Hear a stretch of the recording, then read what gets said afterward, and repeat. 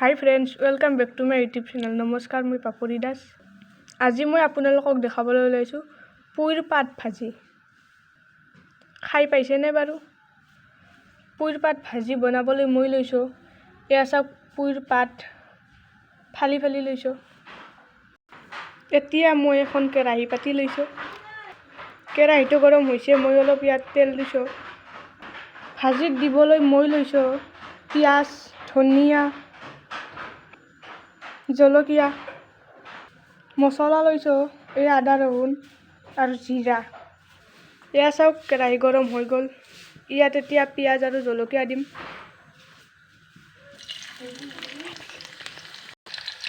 এয়া চাওক জলকীয়া দিছোঁ।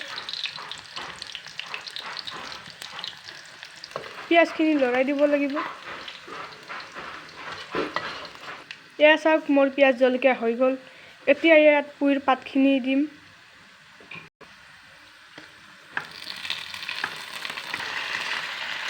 এনেকৈ অলপ সময় লৰাই থাকিব লাগিব।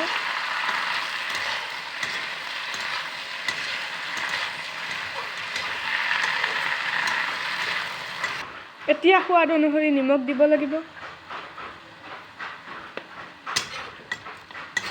এতিয়া ইয়াত অলপ হালধি দিম। এতিয়া লৰাই দিব লাগিব। এতিয়া মই ঢাকনিখন দিম। এনেকৈয়ে 2 মিনিটমান ৰাখিব লাগিব। 2 মিনিট হৈ গ'ল। এতিয়া ঢাকনিখন গুচাই দিম। এয়া চাওক সিজি গৈছে। এতিয়া ইয়াত মছলাখিনি দি ল'ব লাগিব। প্ৰথমতে আমি আদা ৰহুন দিম। দি পেলাই অলপ লৰাই দিম। এইবাৰ আমি জিৰা জালুক দিম।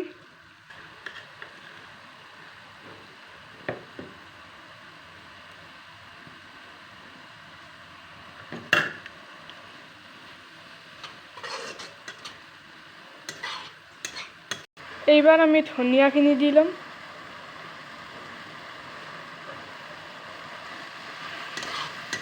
মছলাখিনি দি লৈ 5 মিনিটমান লৰাই থাকিব লাগিব।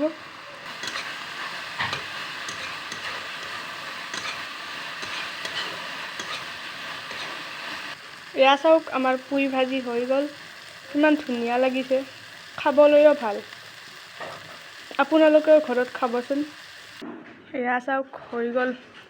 ভিডিঅ'টো চাই যদি ভাল লাগিল, লাইক কৰিব, শ্বেয়াৰ কৰিব আৰু কমেণ্ট কৰিব। লগতে চেনেলটো যদি এতিয়ালৈকে ছাবস্ক্ৰাইব কৰা নাই, প্লিজ চেনেলটো ছাবস্ক্ৰাইব কৰি দিব। আজিলৈ ইমানেই। আকৌ এটা নতুন ভিডিঅ'ত লগ পাম। Bye bye.